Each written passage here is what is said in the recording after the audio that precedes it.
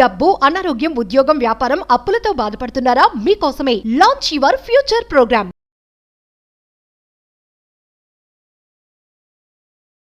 నమస్కారం అండి, డాక్టర్ శ్రీ ఆచార్య అనంతకృష్ణ స్వామి గారు. నమస్కారం. చాలా మంది అడిగేది ఏంటంటే క్లాసెస్ ఎక్కడ స్టార్ట్ అవబోతున్నాయి, డేట్స్ ఏంటి అని అడిగే వాళ్ళు చాలా మంది ఉన్నారు. ఫస్ట్ క్లాస్ వివరాలు చెప్పండి సార్. ఓకేమ్మా, ఇప్పుడు మనకి 2024లో మనకి 29 సెప్టెంబర్ వచ్చి అనంతపురంలో ఉందమ్మా.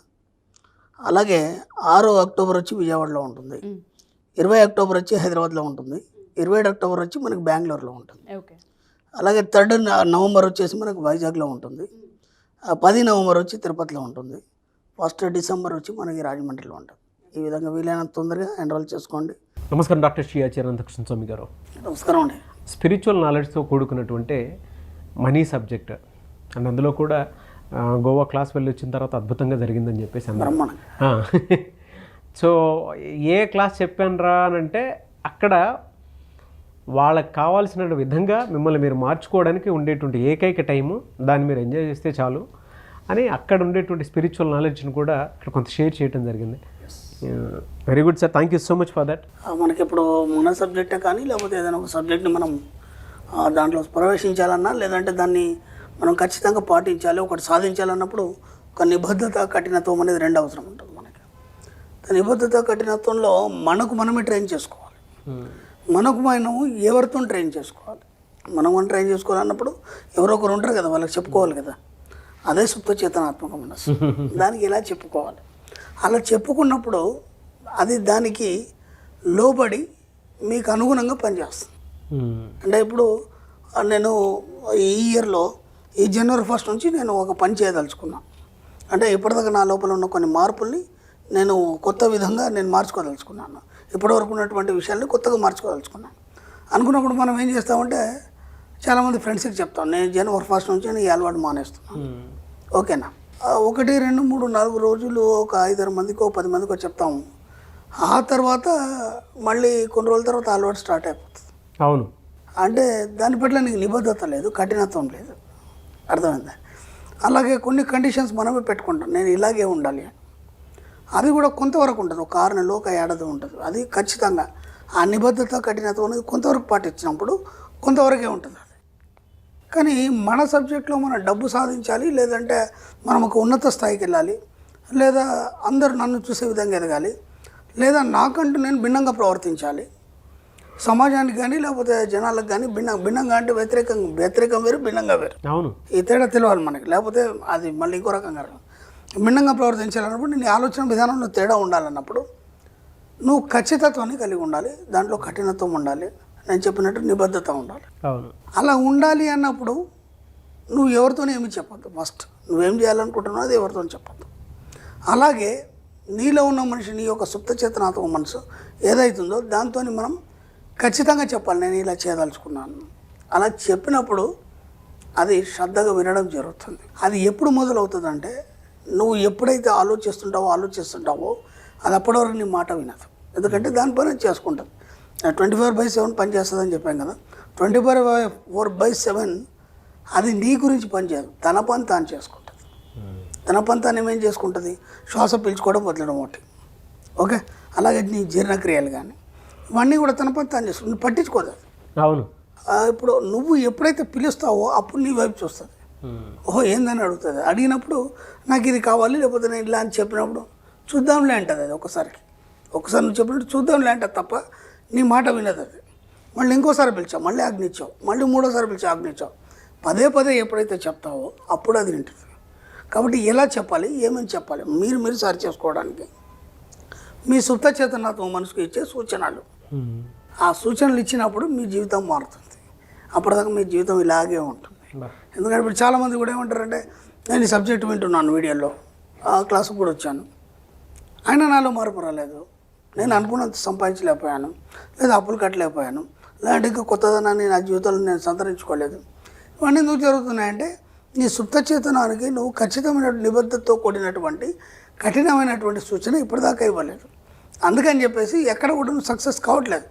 అది చేసినప్పుడు ఎంతో కొంత అవుతుంది, తర్వాత మళ్ళీ వెనక్కి పడిపోతున్నారు. చేసినప్పుడు ఎంతో కొంత అవుతుంది, మళ్ళీ వెనక్కి పడిపోతాం. ఎలాంటి సూచనలు ఇవ్వాలి మీ సుప్త చేతన మనసుకి? నేను ఒక 5 పాయింట్స్ చెప్తాను.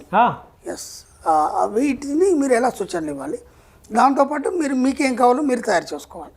నేను ఒక 5 పాయింట్లు చెప్తాను. ఓకే, నెంబర్ 1 పాయింట్ వచ్చి, నేను సంపదను ఐశ్వర్యాన్ని అనుభవించడానికి సిద్ధంగా ఉన్నాను. నేను సంపదని ఐశ్వర్యాన్ని అనుభవించడానికి సిద్ధంగా ఉన్నాను అన్నప్పుడే అది మీకు ఇవ్వడం జరుగుతుంది. మీరు దాని గురించి ఆలోచన లేదు, దాన్ని అనుభవించడానికి సిద్ధంగా లేరు, అలాంటప్పుడు ఎలా మీకు పాసిబుల్ అవుతుంది? ఒక గురుకులంలో నువ్వు శిక్షణ పొందడానికి వెళ్ళినప్పుడు గురువు చెప్పినప్పుడు నువ్వు వినాలి. అక్కడ ఏ నిబద్ధతలు ఉంటే వాటన్ని నువ్వు పాటించినప్పుడే ఆ విద్య అనేది నీకు అబ్బుతుంది. అవునా కదా? అవును. కాబట్టి నువ్వు దానికి సిద్ధంగా ఉన్నావా, ఉండి నువ్వు గురుకులానికి వెళ్తున్నావా, అప్పుడు మాత్రం నీకు అవన్నీ అబ్బుతాయి.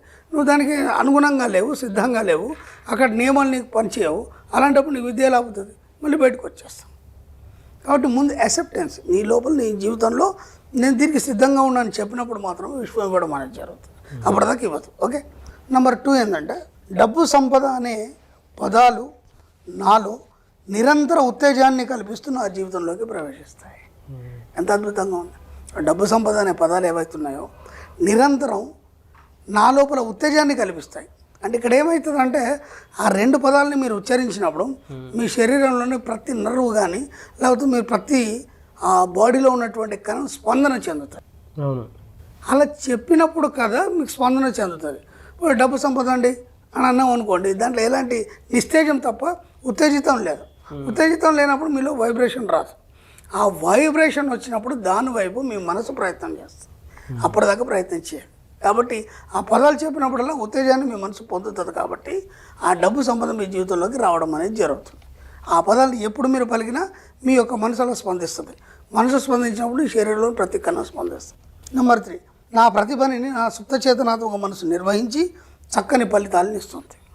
ఇక్కడ ఏ పనైనా సరే నువ్వు చేయట్లేదు. ఓకేనా? ఇప్పుడు మేమేమనుకుంటున్నారు, మీరు ఏది చేసినా చేతనాత్మక మనసుతో చేస్తారు. మనం గతంలో కూడా చాలాసార్లు అనుకున్నాం. కాబట్టి చేతనాత్మక మనసుతో చేసింది ఏది కూడా ఫెయిల్ అవుతుంది. అది తాత్కాలిక విజయమే తప్ప శాశ్వతమైనటువంటి విజయం ఉండదు. కాబట్టి సుప్త చేతనాత్మక మనసుతో కూడి ఉండి మీరు ఎప్పుడైతే ఏదైతే చేస్తారో ఆ పనిని మీరు నిర్వహించారు, అది నిర్వహిస్తుంది. ఎందుకు? ఇప్పటివరకు నేను ఎన్నోసార్లు చెప్పాను కదా, మీరు పిలిస్తే కానీ అది పలకదు. పదే మీరు చెప్పి నాకు ఇది కావాలని చెప్పినప్పుడు బాధ్యత తను తీసుకొని దాన్ని ఎలా డిజైన్ చేయాలని చేస్తుంది. కాబట్టి సుప్త చేతనాత్మక మనసు ఏదైతుందో మిమ్మల్ని సరైన దారిలో ఉన్నతమైన జీవితాన్ని కల్పించడానికి సిద్ధంగా ఉంటుంది. కాబట్టి మీ యొక్క కాషన్స్ అన్ని దానికి ఇవ్వండి. ఓకే, అలాగే నా అనుమతి లేకుండా నా నిద్రలో కానీ లేదా సుషుప్త అవస్థలో కానీ నా జీవితంలోనికి ఏది ప్రవేశించదు. అది ఎంత ఎక్సలెంట్ వర్డ్ అంటే, మనం ఇంతకుముందు కూడా మనకు విన్సెంట్ ఫీల్ చెప్పినటువంటి ఒక చిన్న వర్డ్ చెప్పుకున్నాం, ఏది దానికి కలత చెందాం, ఏది నీ దరికి రానియకు, అన్నీ మాయమైపోతాయి. విన్సెంట్ ఫీల్ అని చెప్పుకున్నాం మనం. అవును. ఇది కూడా అదే. అంటే నువ్వేం చేస్తున్నావు అంటే, నువ్వు అనుమతిస్తేనే, స్టార్టింగ్లో చెప్పుకున్నాం ఒక వర్డ్, నువ్వు అనుమతిస్తే కానీ నీ జీవితంలోకి ఏది రాదు, యాక్సెప్టెన్స్.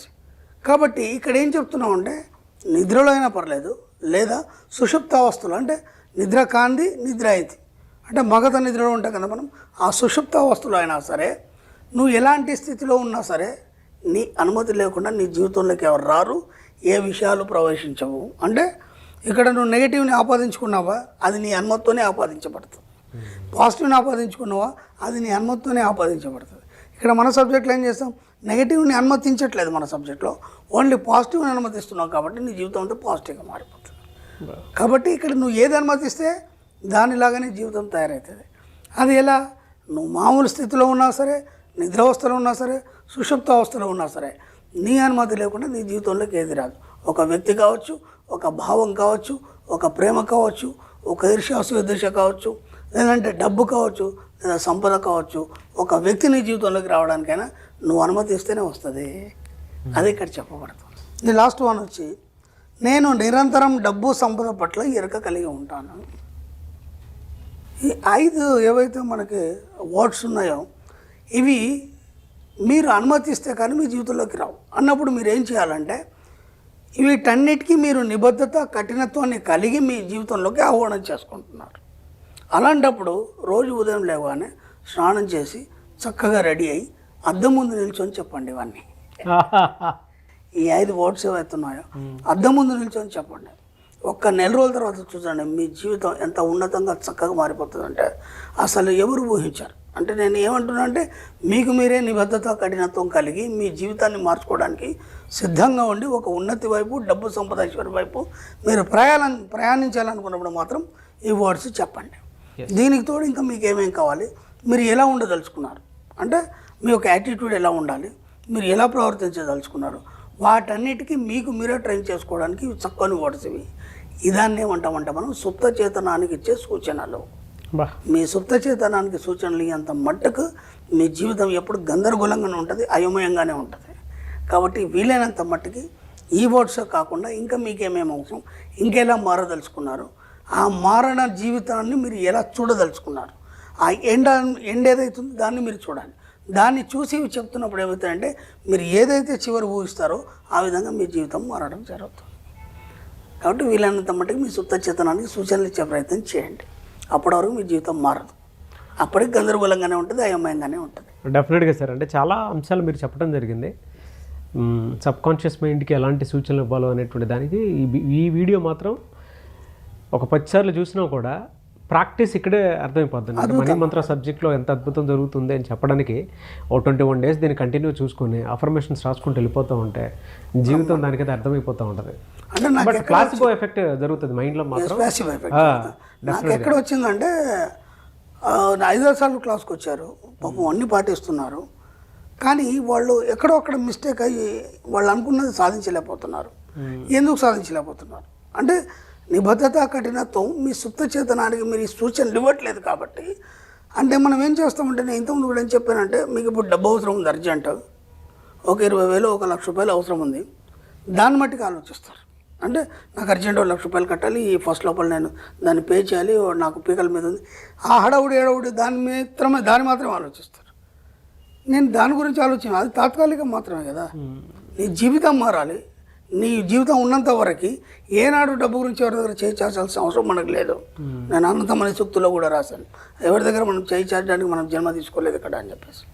అలా శాశ్వతమైనటువంటి ఉన్నత స్థితి సంపూర్ణ స్థితి పొందాలనుకున్నప్పుడు నీ లోపల నిబద్ధత కఠినత్వంతో పాటు నీ సుప్త చిత్తానికి సూచనలు ఇచ్చినప్పుడు మాత్రమే అది జరుగుతుంది అనేది నా పరిశోధనలో తెలియదు.